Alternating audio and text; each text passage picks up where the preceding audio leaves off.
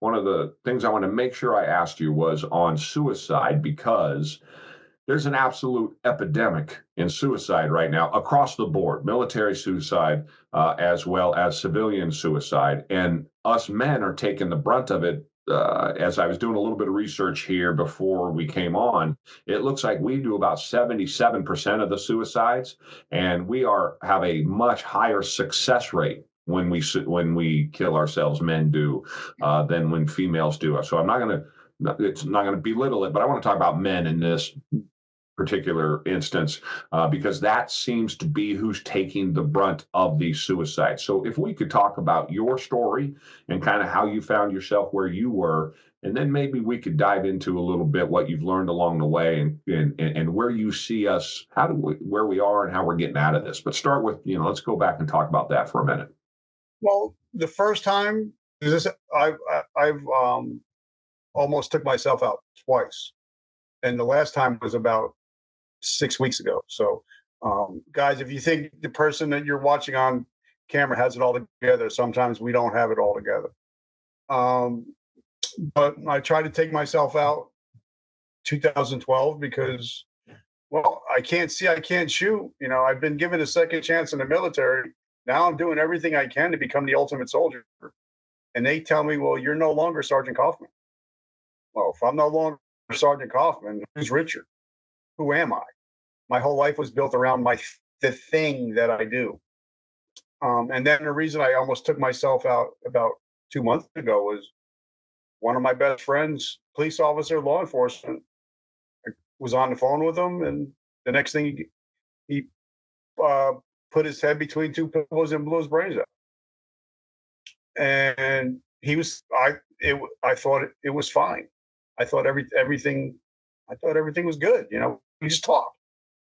And the only thing the first thing that happened, I told my wife, I said, I feel like I'm going to take myself out.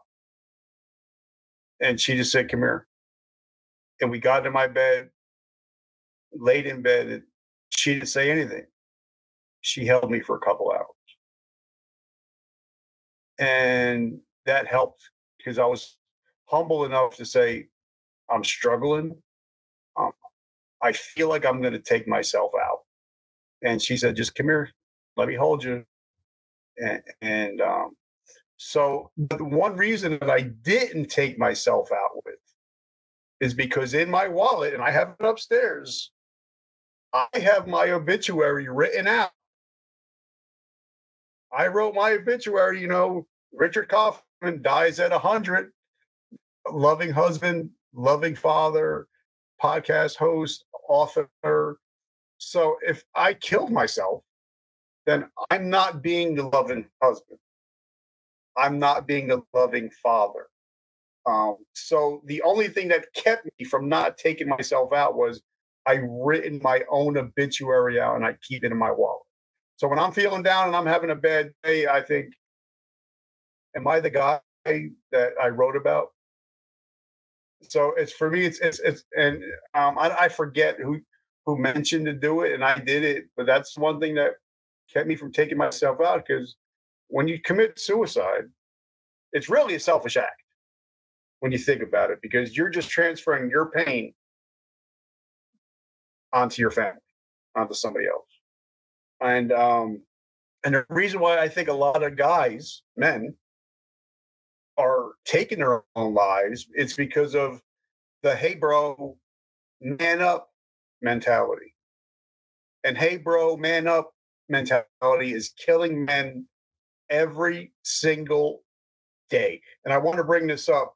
On average, 5,000 adolescents attempt suicide every day. So if there's two parents, that's a lot of people that are attempting suicides. And suicide usually is generational. So it's a bad epidemic. And I think a lot of it is because a lot of guys won't just say, Jerry, I'm struggling, bro. I need somebody to talk to. And I think if we could do that, that number would go way down. If we just have somebody we could say, bro, even in our wives, you'd be like, honey, I'm struggling. I'm not. Sometimes I could be the man that comes down the mountain. I can whoop my ass and whatever. But sometimes I'm like, honey, I just want you to hold me. You know, I'm not. And I'm actually releasing an episode today with one of my friends. But he taught me how to become a humble alpha.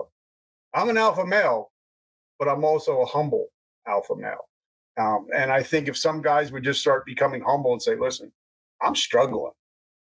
I'm having a bad day. And I'll put it on my social media. I'll be like, listen, guys, I couldn't sleep last night. I'm having a bad day. I love to hop on somebody call me. And they call me and I talk to some people and I'm like, okay, I'm through it. Mm-hmm. But if you don't ever just say, guys, I'm struggling, nobody's going to know. And if nobody knows, then you can't get any help if nobody knows your struggle.